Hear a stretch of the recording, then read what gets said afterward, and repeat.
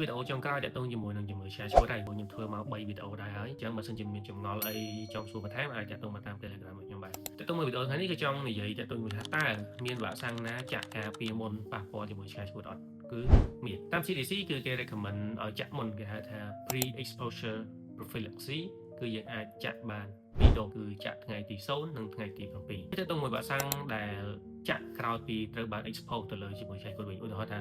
ឆ្កែបានខាំយើងហើយយើងត្រូវចាក់វ៉ាក់សាំងចំនួនប្រមាណដូសគឺតើតជាមួយនឹងចំណុចនេះតាម WHO គឺគេតម្រូវឲ្យយើងចាក់រហូតដល់4 ដូសក្នុងករណីខ្លះគឺយើងអាចចាក់ដល់5 ដូសការចាក់នៅចំពោះមនុស្សធម្មតាគឺយើងចាក់តែ4 ដូសគឺគ្រប់គ្រាន់ហើយយើងចាក់ថ្ងៃ0ថ្ងៃដែលត្រូវបានឆ្កែខាំឬក៏សត្វស្វាយសត្វអីហ្នឹងបន្ទាប់មកគឺយើងចាក់នៅថ្ងៃទី3ចាក់នៅថ្ងៃទី7នៅថ្ងៃទី14បើសិនជាយើងជា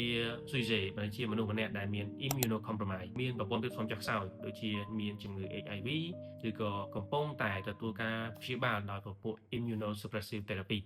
អានោះគឺគេតម្រូវឲ្យចាក់នៅថ្ងៃទី28មួយដូសទៀតអូខេយើងខ្លីៗប៉ុណ្ណឹងបើសិនជាបងប្អូនមានចម្ងល់អីតាក់ទងជាមួយនឹងវ៉ាក់សាំង Rabies អាច comment សួរនៅក្នុងខាងក្រោមនេះបានឬក៏អាចតាក់ទងមកតាម Telegram របស់ខ្ញុំផ្ទាល់បានសូមអរគុណ